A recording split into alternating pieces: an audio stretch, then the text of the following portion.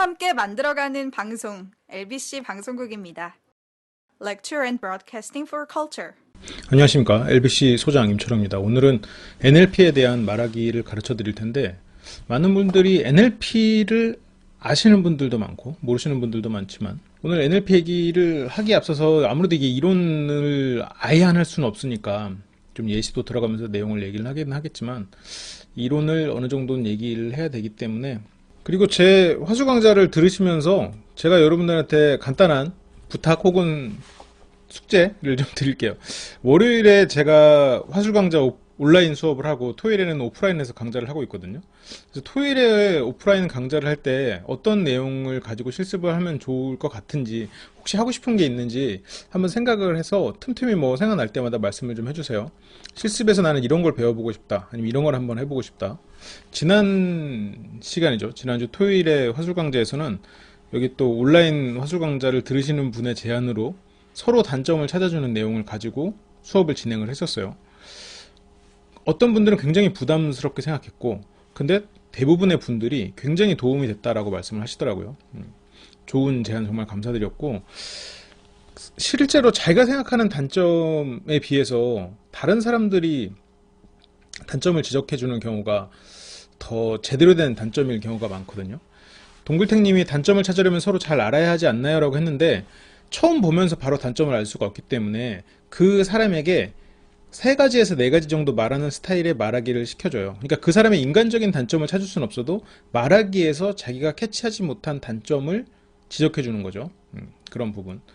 크게 이제 3가지로 말하기를 상황을 나눠서 서로 실습을 해봤는데, 에피소드 같은 말하기.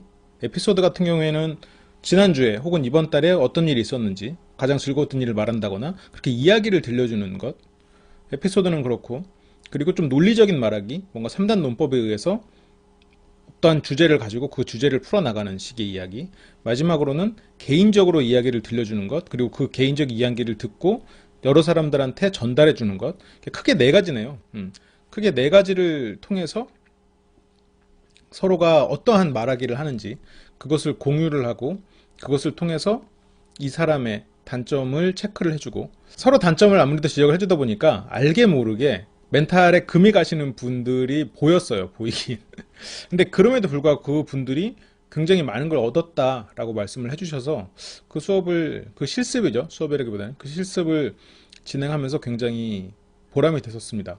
거기 물 좀 줄래? 제가 비난을 받아들이는 스킬 시간에서 얘기 말씀드렸죠.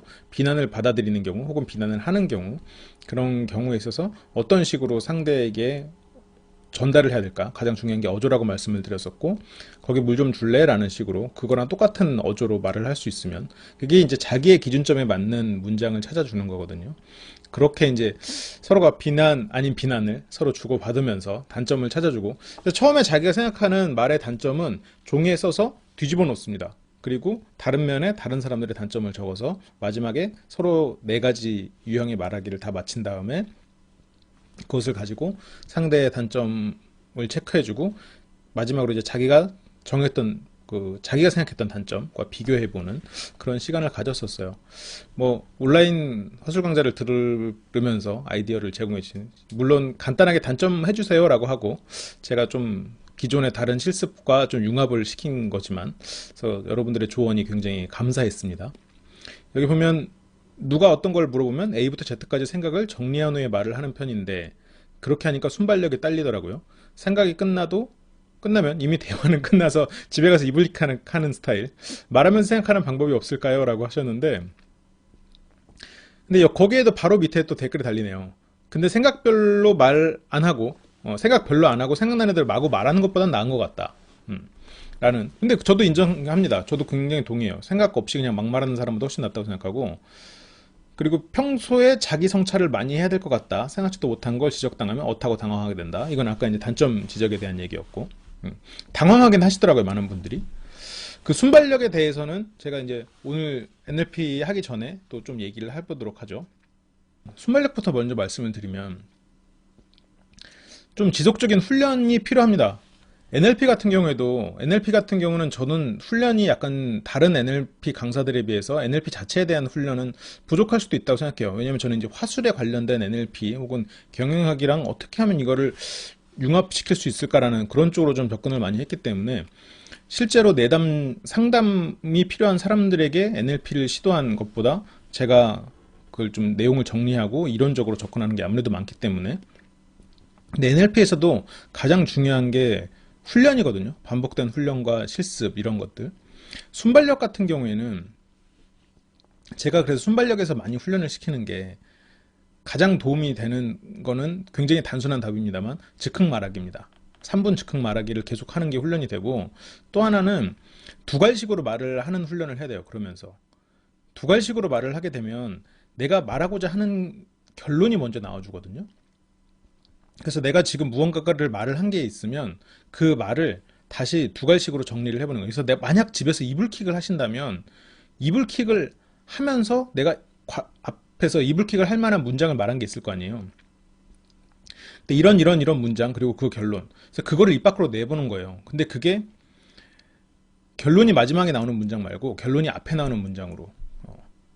저는 이 안건에 찬성합니다. 찬성하는 이유는 이렇게, 저희가 학교에 다니면서 생각해 본 건 이런 건데요. 이렇게 하면서 쭉쭉쭉 나가지 말고 그냥 처음부터 그냥 찬반을 아니면 그 결론을 딱 말할 수 있는, 듣는 사람이 딱 들을 때 명쾌하게 그 사람의 의견을 받아들이고 시작할 수 있게. 그래서 이 두갈식으로 말하는 게 생각보다 굉장히 도움이 많이 되더라고요. 그리고 그 사람 자체를 명확하게 만들어주는 장점이 있어요. 그래서 순발력을 또 하는 훈련 중에는, 제가 시켜드리는 훈련 중에는 많이 아시죠? 제 강의를 들으셨기 때문에 순간 정리화법 3개로 정리하는 거. 그 문제에 대해서는 3가지로 정리를 해드리겠습니다 하면서 3개로 정리해서 말을 쭉쭉 만들어 나가는 것. 처음부터 3가지가 정해져 있지 않아도 일단 3가지라고 지르고 말하는 것. 내가 말할 것에 대해서 키워드를 먼저 뱉거나 아니면 3가지라고 정리하면서 말을 하면서 생각하는 훈련이 되거든요. 그게. 그거를 혼자서도 훈련을 해도 도움이 되고, 그것보다는 좀 더 강한 거는 사람을 앞에 두고 훈련하는 것. 왜냐면 혼자 할 때는 틀려도 된다는 부담감이 없기 때문에 이게 머리가 그 잠재력을 최대로 끌어내진 않아요. 그렇지만 실습 시간에서는 조금 더 끌어내죠. 아니면 정말 실전에서는 완벽히 끌어낼 수도 있겠죠. 근데 반대로 그만큼 리스크도 크기 때문에 실습 정도에서 다른 사람하고 이제 팀워크를 만들어서 이 사람의 질문에 대해서 그런 식으로 대답하는 것을 계속 훈련해 보면, 내가 3가지라고 정의하는 순간 3가지 키워드가 없음에도 불구하고 말을 하면서 키워드를 생각하는 훈련을 하는 거거든요. 그래서 그 즉흥적인 말하기를 하는 게 이런 순발력 향상에 굉장히 도움이 돼요. 그 3가지로 정리해서 말하는 거, 그것도. 그냥 즉흥 말하기를 많이 해보는 게 어떻게 보면 제일 도움 되는 걸 수도 있고, 그 말하는 것도 키워드를 먼저 3가지를 뱉어놓고 다시 한번 키워드 하나씩 짚어가면서 말하는 것. 그게 어려우면 그냥 3가지라고 말하고 첫 번째, 두 번째, 세 번째에서 첫 번째 키워드는 이겁니다. 두 번째 키워드는 이겁니다. 세 번째 키워드는 이겁니다. 이렇게 말을 하거나, 이게 이제 완성이 되면 아까 처음 말한 대로 첫 번째, 두 번째, 세 번째 키워드는 이런 것이 있습니다. 그러면 첫 번째부터. 근데 왜 키워드를 먼저 말하는 게 어렵냐면, 키워드를 먼저 3개를 말해놓고 그 다음에 첫 번째 키워드는 이렇게 하면서 말하면 두 번째 키워드에서 내가 처음에 뭐라고 말했는지 까먹어요. 보통 많이 그래요.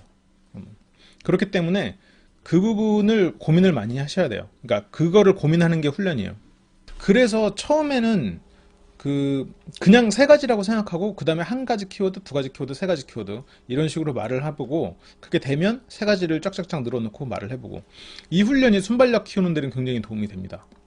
그렇습니다. 그리고 아까 순발력이 토의 같은 데서 순발력을 발휘하지 못한다라고 했는데, 토의는 물론 순발력이 중요하지만 토의가 왜 더 중요하다고 토의에서는 순발력 이외의 것들이 중요하다고 생각하냐면, 토의는 내 의견을 말하는 것도 중요하지만 내가 가진 지식 혹은 그 위에 정보를 전달하는 것도 굉장히 중요합니다. 그래서 내가 가진 입장에서 바라보는 지식, 그리고 누구의 입장이어도 관계없이 객관적으로 보일 수 있는, 하지만 그 지식은 나한테 유리한 것, 나한테 유리한 데이터, 그것을 내세우는 게 중요하거든요.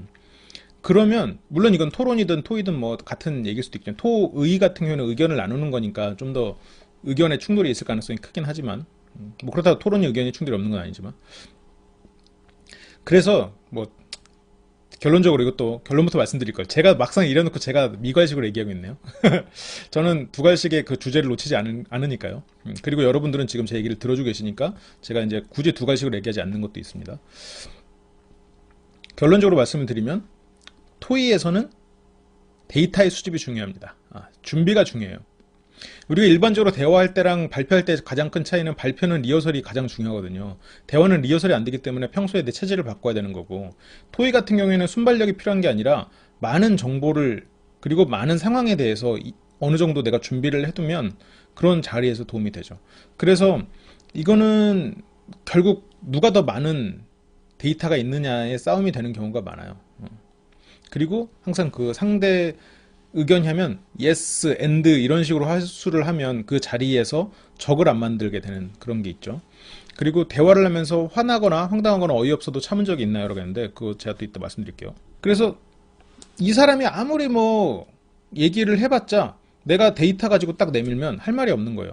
그리고 이런 것들이 굉장히 많은 방향의 데이터에 대한 얘기들이 있는데 가장 낮은 거는 내가 그렇게 생각합니다. 그보다 좀 높은 거는 제가 경험해 봤습니다. 그보다 좀 높은 거는 제가 누구한테 들었습니다. 그보다 좀 높은 거는 전체적인 통계. 그러니까 물론 그 사이에 굉장히 제가 갭이 있습니다만 어떤 얘기인지 아시겠죠. 근데 이거는 내가 어떤 분야에 따라 접근하느냐 다르겠죠. 정말 극단적인 예를 말씀드리면 한국 사람은 밥을 좋아한다라는 의견을 얘기하려고 할 때 내가 밥을 먹는다 이게 근거로 되는 사람이라면 바보 같은 사람이겠죠.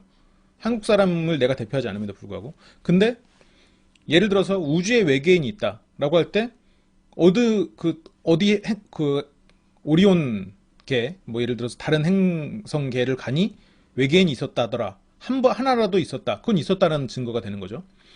그러니까 이것도 학과에 따라서 다른 실험을 하는데 예를 들어서 산업공학이나 아니면 그런 인간공학이나 그런 쪽의 공학에서는 많은 실험을 해서 결과를 뽑아내잖아요.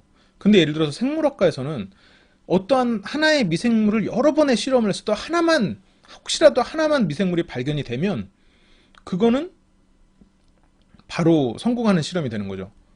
근데 다른 공학이나 인간공학이나 아니면 뭐 기계공학 이런 데서는 한 번 성공했다고 되진 않겠죠. 그러니까 여러분이 토의할 때도 예시를 들 때 아니면 내가 지식을 수집할 때 그런 걸 잘 생각해야 돼요. 내가 이 주제에 과연 이 한 번의 성공에 대한 예시로서 충분한가? 이런 방향을 내가 잘 맞게 가고 있는가? 그런 건 생각을 해야죠. 그러니까 토의에서는 적합한 지식을 누가 더 많이 확보하는가? 제대로 된 지식을, 제대로 된 데이터를 상대가 데이터에 대해서 반박할 수 있는 여지가 많아지는 거죠. 데이터를 많이 수집을 하게 되면. 발표도 제가 발표 못하는 사람, 그러니까 말을 못한다는 사람보다 발표를 못하는 사람들은 더 빠른 시간 안에 고쳐드릴 수 있어요. 왜냐면 제대로 된 발표 자료 가지고 한 번만 정말 빡세게 연습해가지고 딱 발표시키면 그 다음부터는 쉬워지거든요. 근데 대화는 빡세게 연습시켜도 한 번의 대화의 성공을 경험하게 만들기가 쉽지가 않아요. 소개팅도 정말 제대로 된 소개팅을 통해서 상대에게 호감을 사고 그걸 통해서 내가 자존감이 한번 높아진 경험을 해보면 이 사람이 앞으로도 또 그런 좋은 말하기를 할 수가 있을 가능성이 커지지만 소개팅이라는 거는 정말 돌발 상황이 많고 특히나 그냥 대화에서도 상대가 어떤 사람이냐에 따라 다르고 그래서 너무 돌발 상황이 많아서 그런 상황을 만들어주기가 쉽지가 않거든요. 좌절도 많이 겪을 수 있고. 근데 발표는 달라요. 연습만 빡세게 하면 제대로 된 결과를 만들어줄 수 있습니다. 토의도 그렇죠. 이건 그러니까 대화에서 순발력을 키우는 것보다 토의에서 순발력은 더 쉽게 만들어지는 거죠. 그렇기 때문에 내가 순발력을 키우고 싶은 생각이 있으면 이런 토의를 많이 해보는 것도 좋겠죠. 그만큼 준비를 많이 해보고 내가 준비한 걸 가지고 순발력을 내는 거니까 100개를 준비했는데 내가 10개밖에 못했으면 다음에는 100개를 준비한 거 가지고 11개 해보고 그런 식으로 서서히 늘어가다 보면 어느 순간 대화의 적을 발휘하는 날이 오겠죠. 발표해서 연습만 빡세게 해도 타인이 그 발표 자리에서 맹점을 지적해버리면 그 사람은 어떻게 태도를 취할 것 같아요? 보통 어버버 되지 않나요? 라고 했는데 제 발표 강의를 듣다 보면 그 뒤에도 그런 얘기가 있습니다. 발표에서 위기를 어떻게 관리할 것인가. 대부분의 사람이 어버버 해버리는 경우가 있어요. 그리고 정말 내가 잘못된 발표 자료를 준비했거나 내가 모르는 정보를 질문을 받았을 때 그 발표를 망치는 경우가 있어요. 근데 제대로 된 발표에서는 원래 내가 발표하는 동안은 가능하면 질문을 안 받는 거죠. 그래서 목차를 읽을 때, 이거는 팁인데, 목차를 읽을 경우에 마지막에 Q&A를 그래서 넣는 거예요. 그리고 이렇게 발표를 하고 마지막에 Q&A를 통해서 여러분들의 질의응답을 받도록 하겠습니다라는 말을 처음에 목차에서 명확히 짚어놓고, 그리고 뭐 Q&A 페이지를 따로 만드는 거예요. 그래서 사람들이 이제 그 페이지까지 기다리게 만드는 거죠. 왜냐하면 Q&A 페이지를 안 만들고 중간에 질문을 받기 시작하면 우리 논리가 꼭 A, B, C, D 이렇게 가는 게 아니잖아요. A, B 가다가 C를 말하기 위해서 뭐 가나다를 말할 수도 있는 거잖아요. 내가 생각하지 않은 다른 입장의 의견을 끌어와서 말할 수도 있는데 거기서 질문이나 반박이 들어오면 서로가 불편해지는 거예요. 그래서 무조건 Q&A는 마지막에 받아야 되는 거고, 마지막에 발표 자료에 대해서 질문이 들어왔을 때 그 부분에 맹점이 있거나 할 때는 발표에 맹점이 있는 건 어쩔 수 없어요. 그거는 사과하고 다시 뭔가 조치를 취하겠다라고 얘기를 해야겠죠. 근데 모르는 게 질문 들었을 때는, 그러니까 지금 제가는 정말 어쩔 수 없는 위기관리에 대한 얘기예요. 발표 자료가 엉망이거나 어쩔 수 없이 내가 모르는 질문이 들어왔을 때는, 그 부분의 데이터는 제가 좀 더 수집해서 따로 메일로 보내드리도록 하겠습니다. 그 부분에 대해서는 뭐 이런 식으로 얘기하면 돼요. 제가 준비한 내용 부분에서 그 부분은 넘어서는 얘기라고 생각이 듭니다. 그 부분에 대해서는 제가 추가로 데이터를 수집해서 보내드리도록 하겠습니다. 뭐 이런 식으로 얘기를 하면서 정리를 하는 거죠. 근데 대부분의 답변 같은 경우에는 그 부분에 지금 그 질문이 들어왔으면 그 질문을 다시 한번 언급해 주는 거예요.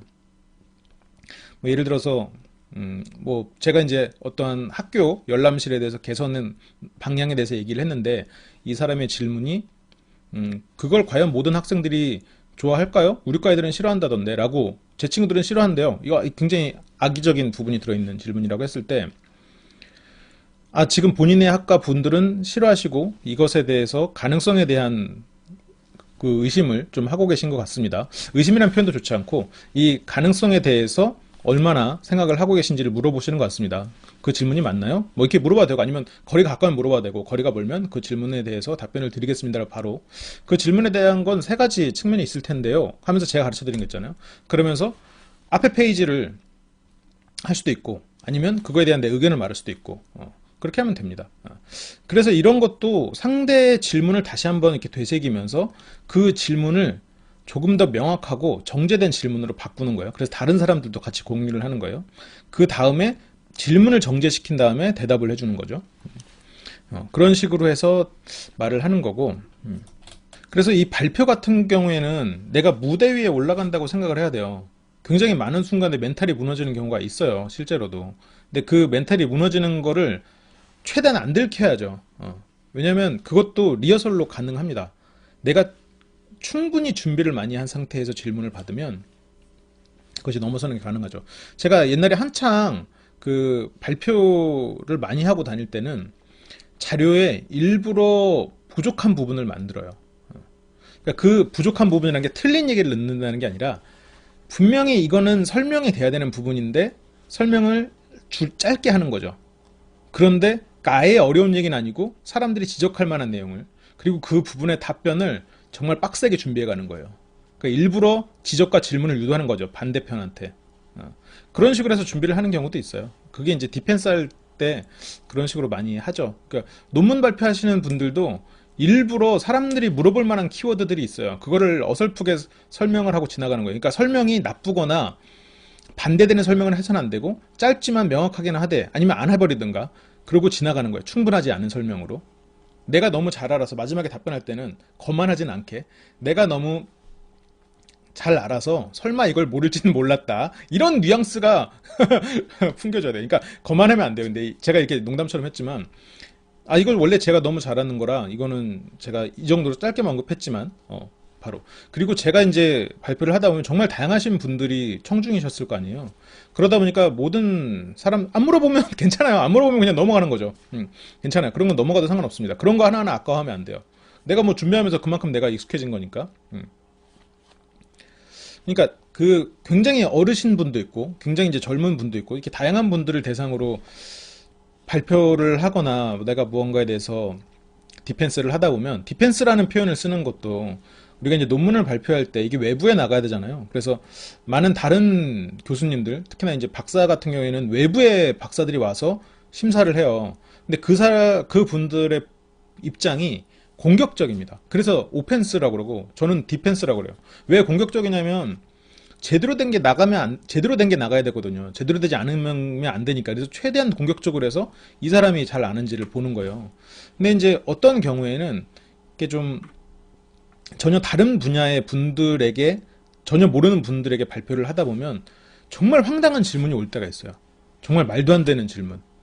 그러니까 예를 들어서 뭐 제가 이제 10대 위험 요소에 대해서 말을 했다고 칩시다. 10가지 위험 요소를 말한 거죠. 근데 이제 그분이 발표 다 듣고 근데 왜 10대들이 그렇게 위험한 거야? 그러면서 이제 10살부터 19살까지 그런 청소년들이 위험하다고 이제 이해해 보는 거죠. 그러면 제가 속으로 정말 답답합니다. 왜냐면 내가 지금 30분 넘게 이렇게 발표를 했는데 지금까지 내 말에 대해서 전혀 이해하지 못하고 있구나. 그러면서 그걸 굉장히 공격적으로 딱 공격을 해버리면 그렇게 허탈하고 정말 답답하고 한편으로는 화가 나죠. 내가 도대체 왜 이 자리에서 뭘 한 거지? 라는 생각이 들어요. 그럴 때 대처하는 거는 정답이 있습니다. 살짝 미소 짓는 여유 있는 표정. 제가 이 부분에서 설명이 부족했나 봅니다. 부족하긴 뭘 부족해요. 완벽했죠. 제 입장에서는. 그래도 그렇게 말을 해야 돼요. 그분의 설명이 부족한 것 같습니다. 그러면서 그 페이지를 다시 돌아가서 이 페이지에서 보셨던 이런 부분은 이렇습니다. 쏙쏘가 되면 안 되죠. 쏙쏘가 되면 안 되고 좀 여유로운 미소로 그 부분은 제가 부족하게 설명을 드렸나 봅니다. 앞서 설명한 페이지로 다시 돌아가겠습니다. 그러면서 아까 봤던 거라고 확실히 인식을 시켜주면서 앞으로 돌아가야 돼요. 그리고 앞 페이지로 돌아갈 때도 어쩌다 보니까 오늘 발표 강좌가 됐네요. 백스페이스로 돌아가는 것보다 백스페이스로 이렇게 계속 돌리는 것보다 ESC로 발표자를 내린 다음에 그러니까 완전히 내리지 말고 이렇게 분할된 페이지 있잖아요. 그 상태에서 그 필요한 페이지로 클릭해서 Shift F5를 눌러서 딱 한 번에 딱 그 페이지를 띄우는 뭐 그 정도 하면 좀 더 있어 보이죠. 네. 그래서 뭐 기본적인 단축키는 아무튼 그런 건 짧게 얘기 드렸고 이런 건 하나하나 팁이니까. 잠깐 그런 자리로 돌아가서 그런 식으로 답변을 해야 되죠. 왜냐면 그 자리에서 그 사람들이 내 적이라고 생각하면 답이 안 나와요.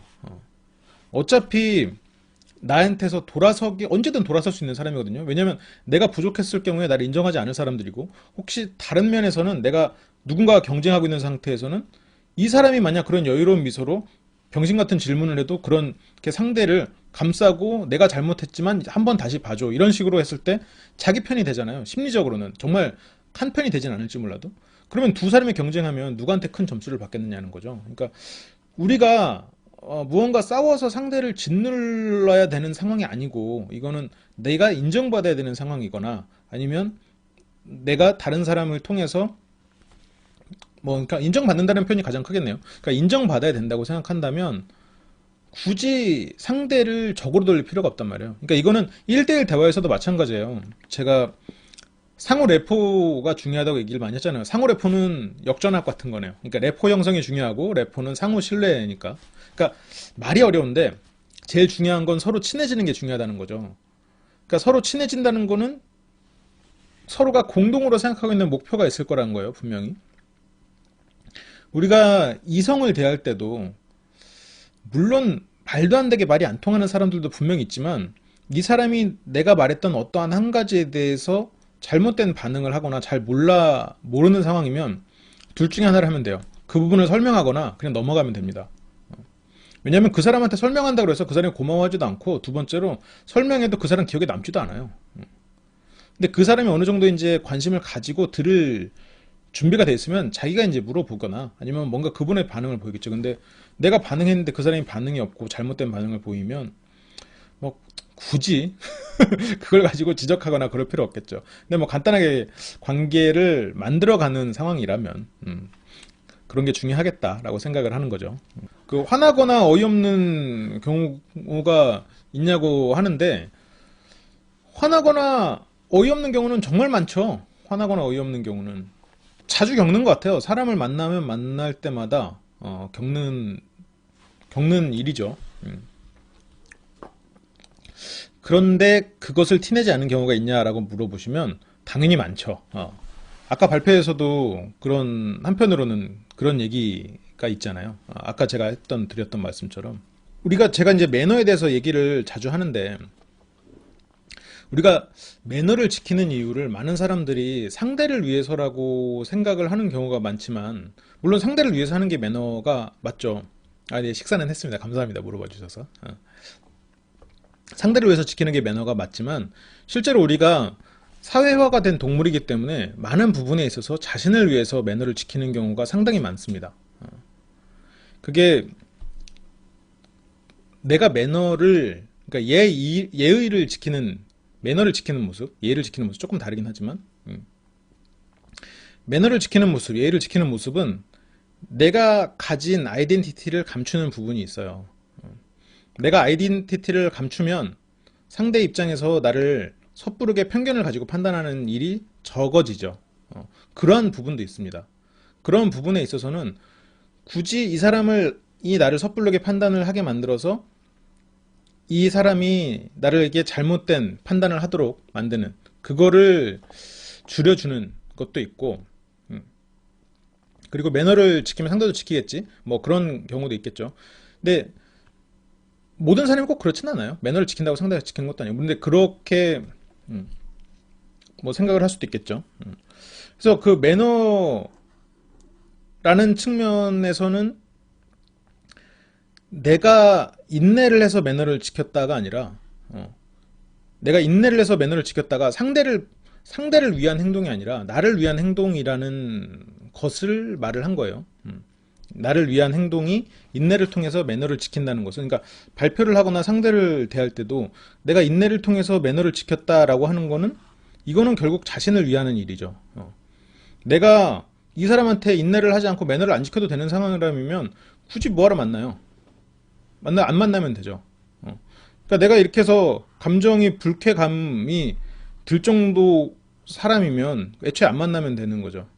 내가 이 사람한테 상처까지 받아가면서 그렇게 참고 살아야 돼요. 그러니까 하다못해 이 사람이 내 월급이라도 주는 사람이면 뭐 참아야 될 수는 있겠지만, 그러니까 내가 인내를 통해서 매너를 지켰다, 이 표현이 모르겠어요. 저는 정확하게 맞다고 생각하지만 이 표현을만 가지고 얘기를 한다면 이렇게 해야 되는 상황이니까 하는 거예요. 그리고 이렇게 해야 되니까 얻을 수 있는 거고. 제가 영업하는 한 팀을 꽤 오랫동안 이 친구들한테 실습을 시키면서 그 친구들의 말하기를 계속 훈련시켰던 적이 있었는데, 그분들은 실은 어디 가면 말하기로 뒤처지는 사람들이 아니거든요. 굉장히 말씀을 잘하시는 분들이에요. 우리나라에서 탑 10에 드는 팀이에요. 영업으로, 보험 영업으로. 굉장히 말을 잘하는 팀인 거죠. 그런데도 불구하고 제 수업을 들으면서 많이 배웠다고 해요. 근데 어디 가서 똑같이 말을 시켜놓고 더 말을 잘하는 사람 뽑으세요 그러면 아마 제가 안 뽑힐 거예요. 그 사람들 중에서 누군가가 뽑히겠죠. 근데 그 사람들이 저한테 많이 배웠다고 하는 이유는 자기네들이 평소에 쓰던 화법이 실은 이런 이론적 기반이 있구나라는 거를 배웠다는 거예요. 그러니까 많은 사람들이 이제 그런 이론적 기반이 없이도 평소에 써먹는, 근데 이런 이론적 기반을 배우고 쓰게 되면 그것을 필요에 의해서 쓸 수 있다는 거죠. 그리고 일관성을 만들 수 있고, 뭐 청출어람이라고 했는데 청출어람 아니에요. 그분들 원래 저보다 말 잘했습니다. 저한테 배워준 게 이제 감사한 거죠. 제가 약간 그 친구들에게 이제 헛술 강의를 했던 거를 좀 보람되게 느끼고 있어요. 쓸데없는 흡사를 많이 쓴다라고 하는 거는, 이거는 의외로 말을 잘하는 사람도 이런 실수를 범하는 경우가 많아요. 특히나 이렇게 목소리 자체가 좋은 사람들이 얼핏 들으면 말을 잘하는 것 같은데 그 사람 말을 녹음해서 보면 이런 실수를 많이 하거든요. 여기서 가장 좋은 훈련은, 여러 사람이 있고 내가 발표를 하거나 말을 할 때 다른 사람들이, 내가 정한 접속사들 있잖아요. 저와 함께 엑스파일을 진행하고 있는 오슬록스님 같은 경우는 근가라는 말을 많이 하거든요. 그런 경우에 그 말을 하면 손을 드는 거죠. 주변 사람들이 너 잘못하고 있었다는 것을 시각적으로 바로 보여주는 거예요. 그런 식으로 해가지고 그 부분을 계속 부정적인 암시라는 표현은 쓰지 않는 게 좋겠네요. 그 부분이 잘못됐다는 걸 바로 인식할 수 있게 계속 보여주는 거죠. 그렇게 보여줌으로써 그 사람들이, 그 접속사를 쓰는 사람이 내가 잘못하고 있구나, 그것을 바로 이해할 수 있게, 그런 식으로 이제 지적을 해주는 겁니다. 그렇게 돌아가면서 지적을 해주는 거. 만약 그게 안 되면 내가 이제 말하고자 하는 것을 녹음을 하고 그것을 잘라보는 거예요. 내가 접속사 부분을. 뭐 요즘에 보면 무료 프로그램이 있거든요. 개인적으로 추천하는 무료 프로그램은 이제 어도비 오디션. 어도비 오디션 CC는 유료고 예전 거 3.0은 무료로 풀렸거든요, 인터넷에. 그 회사 자체에서 무료로 풀었어요. 불법 소프트웨어가 아니고. 그래서 어도비 오디션을 통해서 자기 목소리를 잘라보는 거예요, 실제로. 예를 들어서 근가라는 걸 많이 쓴다 그러면 근가를 다 잘라내는 거죠. 그렇게 해서 완성된 문장을 만들어서 들어보는 거예요, 내 목소리로. 그게 상당히 도움이 되더라고요. 계속 시켜보니까. 그게 저도 처음에 그 목적으로 시킨 건 아니었는데 그런 훈련을 하다 보니까 결과적으로는 그 부분에서 개선이 되더라고요. 아무튼 그렇습니다. 오늘 NLP 얘기는 다음 주에 해야겠네요. 9시가 넘었네. 그러네요. 그러면 오늘 우리가 얘기를 했던 주제는 좀 발표의 태도에 관련된 얘기를 많이 했고, 순발력에 대한 얘기도 처음엔 했고, 그래서 제가 발표 강의에서 이걸 말을 했나 안 했나 모르겠는데, 이렇게 이제 사사분면으로 나눴다고 쳤을 때, 사사분면 아시죠? 강연, 강의, 제안 발표 이렇게 나눌 수가 있어요. 강연은 좀 감정적이고, 그리고 좀 즉흥적인 면이 강하겠죠. 그리고 강의는 강연보다 좀 덜 감정적이고 좀 더 분석적이 돼야 되고, 이거는 즉흥적인 면도 덜 하겠죠. 한 중앙에 있다고 치는 거죠, 강의를. 제안 발표는 전혀 감정적이면 안 되고, 그리고 이것은 가장 준비가 돼 있는 발표가 되겠죠. 그래서 이런 식으로 발표를 크게 세 가지로 나눕니다. 그래서 제가 만약 강연에 대해서, 어떤 사람이 강연해야 된다고 했을 때 그 사람의 강연을 훈련시키고 가르친다는 면에서 보면 그런 부분을 얘기를 해야겠죠, 즉흥적으로. 근데 제 수업을 듣는 사람 중에 강연의 스킬이 필요한 사람보다는 발표의 스킬이 필요한, 제안 발표의 스킬이 필요한 사람이 많다고 생각해요. 그렇기 때문에 자신의 감정을, 이 얘기 그만할까요? 감정을 배제하고, 왜냐면 지금 제가 이거를 만약 두리뭉실하게 얘기를 하면 다른 시청자분들이 오해하실까봐, 발표 강의를 한번, 발표 강의 1화인가 2화에 아마 나와 있을 거예요. 그 부분을 한번 다시 들어보시면 자신이 지금 하려고 하는, 자신이 말하려고 하는 데서 나한테 필요한 게 뭘까라는 것을 좀 더 명확하게 알고 넘어갈 수 있지 않을까 생각이 들어요. 혹시 뭐 추가적으로 궁금한 건, 오늘 NLP를 하기에는 좀 시간이 없죠? 왜냐면 오늘 또 NLP 얘기하면 다음 주에 또 새로 얘기해야 되니까, NLP는 제가 좀 정리를 해보니까 2시간 정도 걸쳐서 진행을 할 수 있을 것 같아요. 첫 번째는 NLP 전체적인 개요랑, 개요도 길게는 안 할 거예요. 개요 그냥 한 5분쯤에 끝내고,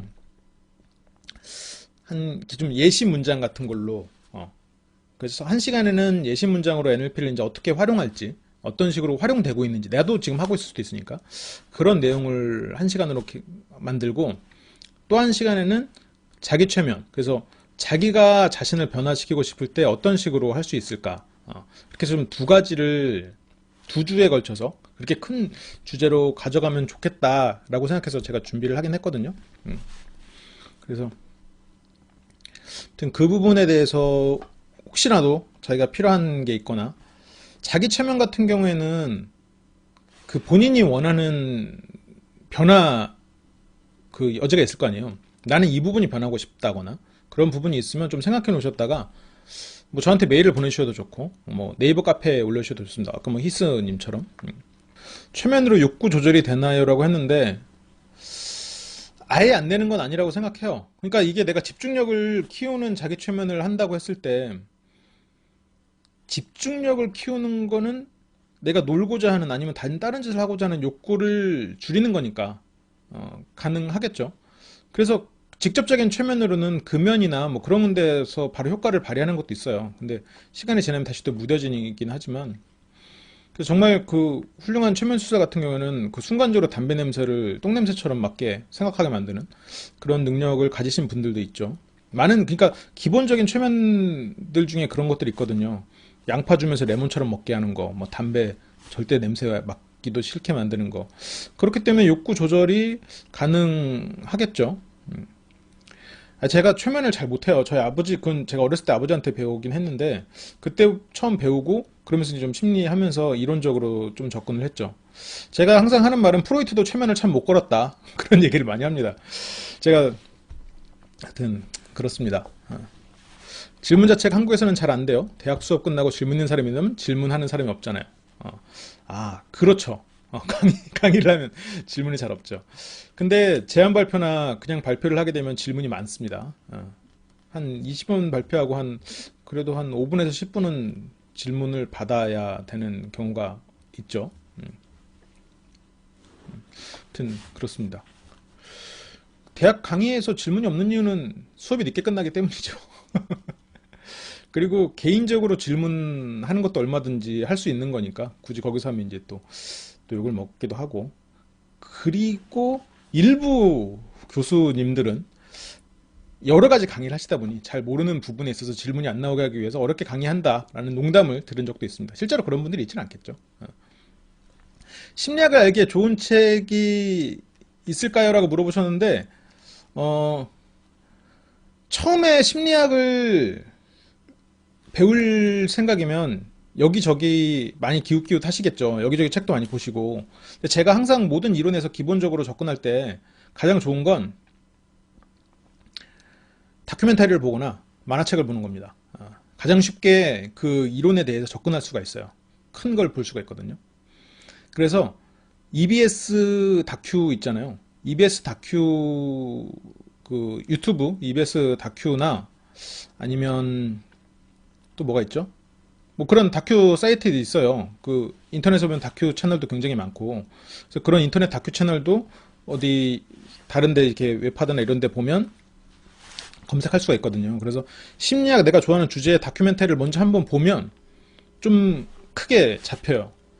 그래서 본인이 좋아하는 취미생활 활동을 약간 줄이고 다큐멘터리 보는 시간을 조금 늘리면 좀 큰 개괄이 잡히거든요. 그 개괄이 잡히면 그 다음에 관련된 뭐 이론이면 관련된 만화책을 보면 또 좀 잡히죠. 그 다음에 관련된 입문서, 그 입문서 다음이 이제 고전, 오래 살아남은 그 분야의 책들. 그래서 그런 식으로 접근하면 좋을 것 같아요. 그래서 추천하는 책은 결국 본인이 찾아야 된다는 게 정답이긴 하지만 처음에 너무 어려운 식으로 접근하지 않는 게 좋을 것 같아요. 대학 교재 가장 좋은 거는 대학 교재 혼자 이렇게 보면서 파는 게 제일 좋긴 하겠죠. 관련된 거. 대학 그 강의 커리큘럼에 따라서 쭉 따라가면서 그 책들 쭉 보는 게 어떻게 보면 제일 이론적으로는 도움이 되겠지만 그렇게 하면 금방 뻗잖아요. 금방 뻗고 그렇기 때문에 그 화술에 대한 책은 가능하면 물론 이건 이 말은 하면 안 될 것 같은데 그냥 우리끼리 듣기만 하기로 하고 가능하면 사서 보지 않는 게 좋을 것 같아요.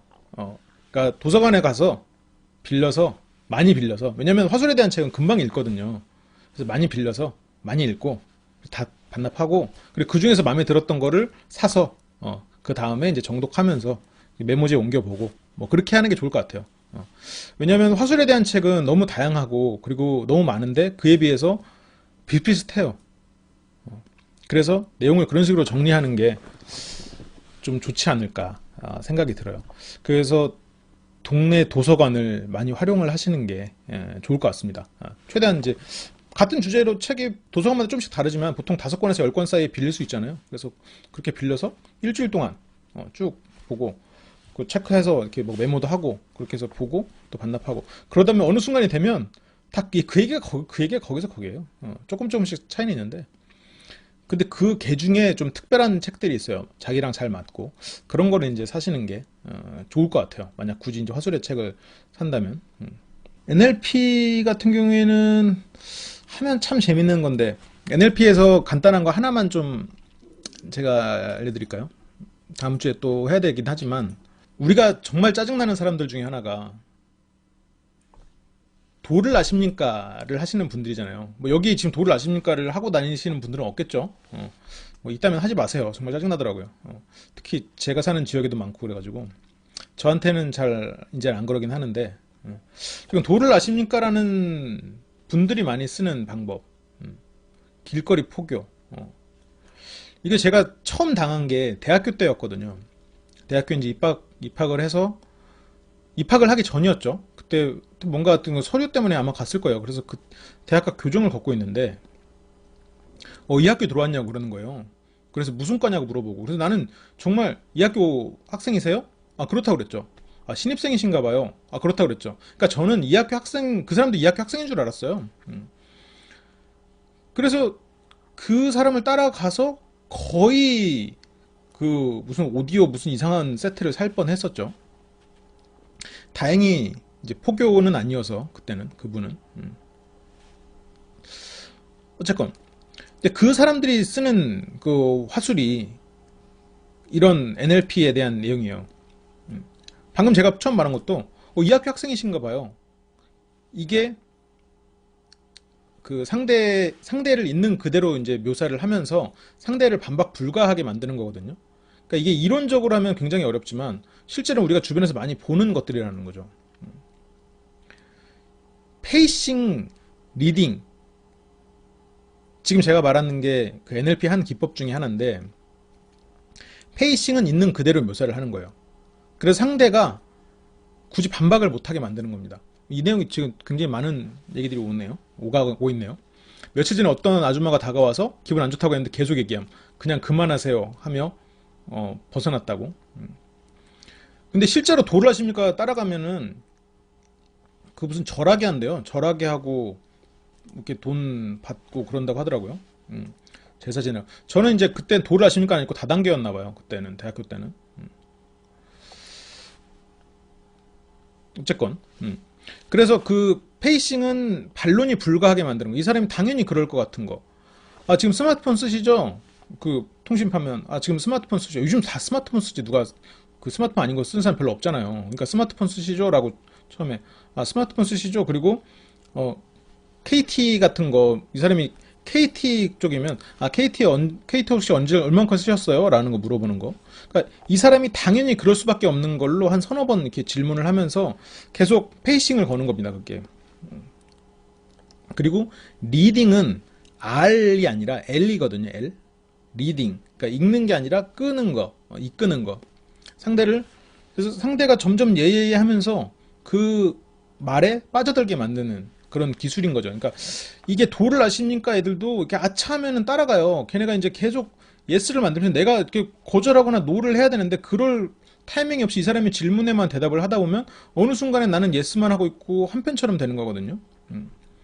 그쵸? Leading. R 말고 L. L 맞아요. 처음에 쓴 거. 아무튼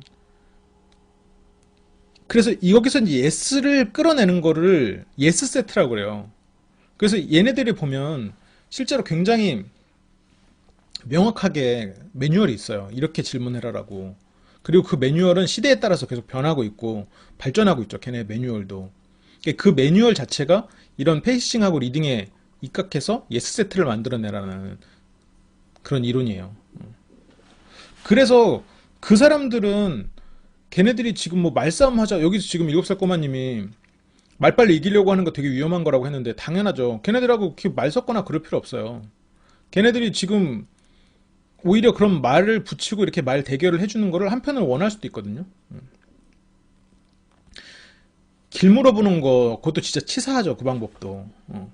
내가 길을 물어봄으로써 이 사람한테 무언가를 해주게 되고 그러면서 뭔가 한편이 됐다는 생각을 하거든요. 그런 심리를 이용하는 건데 저는 그런 길 물어보는 것도 되게 영악한 게 예를 들어서 종로 한 4가나 3가 정도면 3가 정도에서 걸어가고 있으면 한 교보문고쯤을 물어봐요.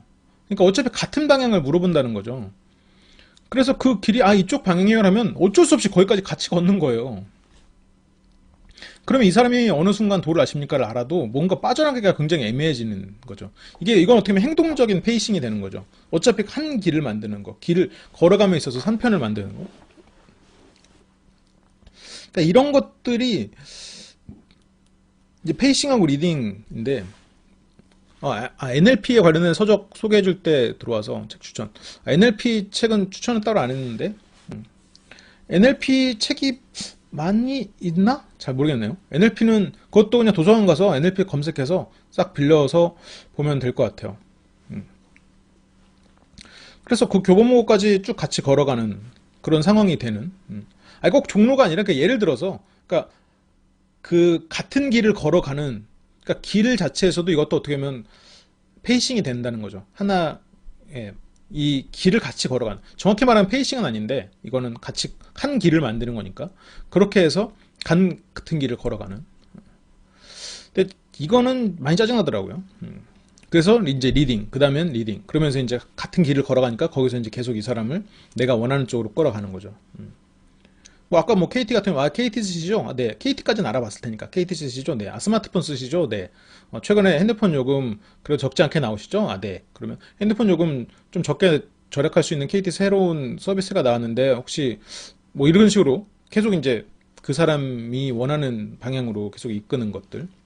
아무튼 뭐 페이싱하고 리딩이 그런 거고, 이거는 제가 다음 시간에 다시 한번 또 말씀을 드릴 거예요. 간단하게 이런 것도 하나의 그거다. 하나의 NLP의 하나의 기법 중에 하나다라는 거. 근데 우리가 이제 흔하게 보잖아요. 우리가 여자친구를 사귀거나 남자친구를 사귈 때 아니면 뭐 상대를 유혹할 때 흔하게 쓰는 기법이잖아요. 많이들 들으셨잖아요. 예스를 많이 끌어내라. 예스를 많이 끌어내가지고 상대와 친해져라. 우리는 이제 많이 배웠기 때문에 이 말을 할 수 있죠. 예스 세트를 이용해서 레포를 형성한다. 이렇게 말을 하는 거죠. 같은 얘기예요, 근데. 상대한테 뭐 네를 5번 들으면 뭐 그날 확률이 높아진다라고 하는데, 네를 5번 듣는다고 해서 확률이 높아지는 건 아니죠. 그냥 단순히 네. 어디 혼자 사세요? 네. 뭐 오늘 지금 대학생이세요? 네. 뭐 이런 식의 질문에 네만 5번 나왔다 그래서 혼자 사세요? 네는 좀 다르긴 하지만 그렇게 해서 네만 5번 나왔다고 해서 뭐 레포가 쌓일 일은 없겠죠. 상호 이렇게 친해질 일은 없겠죠. 그쵸. 뭐 날씨 좋죠? 이랬는데 날씨 막 먼지 엄청 많고. 근데 노보단 예스가 낫긴 하겠지만 그것도 상당히 전략적인 질문을 해야겠죠. 단순히 그냥 예스만 끌어낸다, 이게 중요한 건 아니니까. 그래서 이제 예스 세트가 이런 인간관계, 우리가 사람 대할 때 가장 기본적인, NLP에서 써먹을 만한 기본적인 기법이고, 그 뒤로 나오는 얘기는 이제 또 더 자세한 게 있으니까 그건 또 다음 시간에 얘기를 하기로 하죠. 예스를 잘 끌어내는 질문이 뭐가 있을까요? 저는 예스를 끌어내는 질문보다 상대가 길게 대답할 수 있는 질문이 더 중요하다고 생각을 하는데, 그거는 명확히 도였습니다라고 했네요. 네, 알겠습니다. 네. 이 부분은 제가 이제 질문 길게 대답하기 편해서 꽤 어느 정도 말씀을 드렸으니까, 혹시 기회가 되시면 한번 그쪽에서 한번 좀 그쪽을 한번 다시 한번 들어보시면 좋을 것 같아요. 제가 이제 화수광자 오프라인에서 할 때 매주 주제가 되게 달라요. 되게 다양한데, 어떤 주에는 아예 면접을 보는 경우도 있습니다. 아예 가상 면접을 보는 거죠. 압박 스타일로. 그런 경우도 있고, 어쩔 때는 이제 서로 거짓말 탐지하는 뭐 그런 경우를 할 때도 있고, 아니면 일부러 거짓말을 만들어내서 서로가 대화를 나누게 하는 그런 경우도 있습니다. 그리고 그쵸, 가장 인기가 좋았고 사람들이 재밌게 했던 수업 중에 하나가 서로 거짓말을 탐지하는 그 수업을 되게 재밌게 즐겨주셨던 것 같아요. 그것도 근데 참여자들에 따라서 좀 호불호가 갈릴 수 있는 수업이죠. 어떤 분들은 좀 더 학문적인 걸 배우고 싶어 하시는 분들이 있고, 어떤 분들은 좀 말을 많이 하고 사람들에게 좀 친해지고 그럴 기회를 얻고 싶어 하시는 분들도 있고 하니까. 이게 오프라인 허수 강좌 같은 경우에는 그 참가비가 10,000원인 이유는, 딱히 이거를 여러분들이 막 강의를 듣는다는 생각으로 부담 갖고 오지 않고 그냥 같이 이런 모인다는 생각으로 했으면 좋겠다는 생각에서 하는 건데, 또 이것도 비싸다고 해서 느끼는 분도 있겠죠. 제 입장에서는 정말 이거는 거의 무료로 제공하는 거나 마찬가지인데, 그렇습니다. 보통 1시간 반을 생각하는데 지난주에는 2시간 반 했어요. 1시에 시작해가지고 3시 반에 끝났어요. 이게 뭔가 서로가 단점을 찾으려다 보면 아무래도 다양한 말하기를 시켜봐야 되고, 다양한 말하기를 다양하게 돌리고 또 그거의 단점 갖고 또 서로 또 토론하듯이 얘기하고 하다 보니까 굉장히 길어졌어요. 근데 가능하면 그렇게까지 길게는 안 하려고 하고 있어요. 1시간 반에서 이제 어느 정도 끝내려고 생각을 하고 있죠. NLP는 지금 2부작으로 생각을 하고 있고, 제 NLP 아프리카 강의 같은 경우에는 NLP의 이론적 배경이나 막 그런 얘기 최대한 안 넣으려고 생각 중이에요. 최대한 안 넣고 좀 쉽게 여러분들이 일상생활에서 쓰고 있든 안 쓰고 있든, 그리고 뭐 또 그런 것들을 좀 접근해 보려고 하고 있어요. 최대한 쉬운 내용. 팟캐스트에 정리된 거 올라갑니다. 팟캐스트에 정리된 거 올라가요. 유튜브로도 올라가고. 그러니까 뭐 팟캐스트나 유튜브로 정리된 걸로 들으시는 게 어떻게 보면 더 좋을 수도 있겠죠. 그 빨리 정리된 걸 듣고 싶으시면. 그러면 저는 또 다음에 돌아오겠습니다. 지금까지 함께 해주셔서 감사하고 늦은 밤 편안한 밤 되시기 바랍니다.